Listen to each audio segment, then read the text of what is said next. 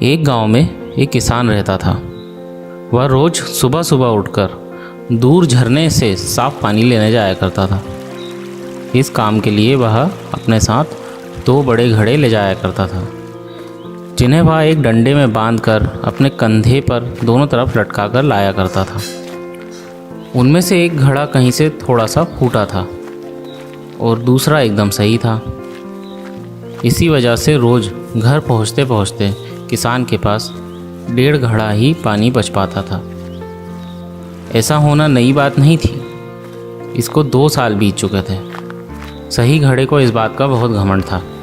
उसे लगता था कि वह पूरा का पूरा पानी घर पहुंचाता है और उसके अंदर कोई भी कमी नहीं है। अरे भाई फूटे घड़े, तुम्हारी वजह से किसान की मेहनत ख़राब हो जाती है। तुम आधा पानी ही घर पहुंचा पाते हो और मैं देखो पूरा का पूरा पानी घर पहुंचाता हूँ।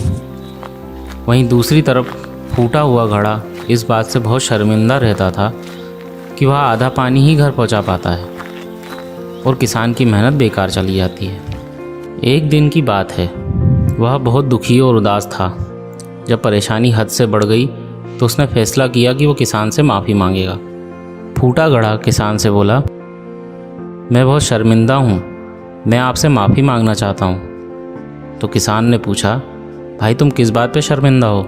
फूटे घड़े ने दुखी होते हुए कहा, शायद आप नहीं जानते, मैं एक जगह से फूटा हुआ हूँ। पिछले 2 सालों से मुझे जितना पानी पहुँचाना था मैं सिर्फ उसका आधा ही पहुँचा पाया हूँ। मेरे अंदर यह बहुत बड़ी कमी है।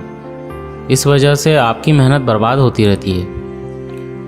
किसान को घड़े की बात सुनकर बहुत दुख हुआ और वो बोला, इतना परेशान होना भी ठीक नहीं है।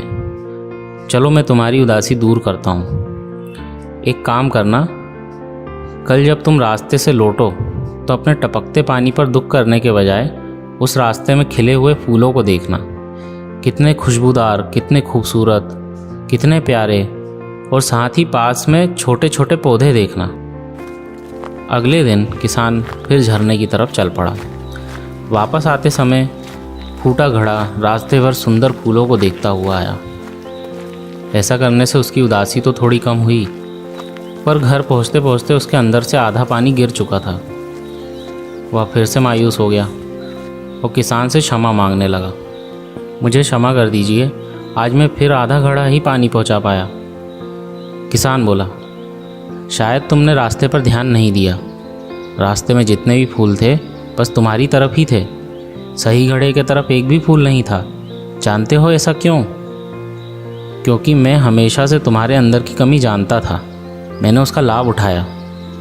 मैंने तुम्हारी तरफ वाले रास्ते पर रंग बिरंगे फूलों के बीज बो दिए थे।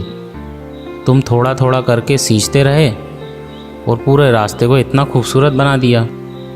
आज तुम्हारी वजह से ही मैं इन फूलों को भगवान को अर्पित कर पाता हूँ, अपना घर सुंदर बना पाता हूँ। तुम ही सोचो, अगर तुम जैसे हो ऐसे ना होते तो भला क्या मैं यह सब कुछ कर पाता?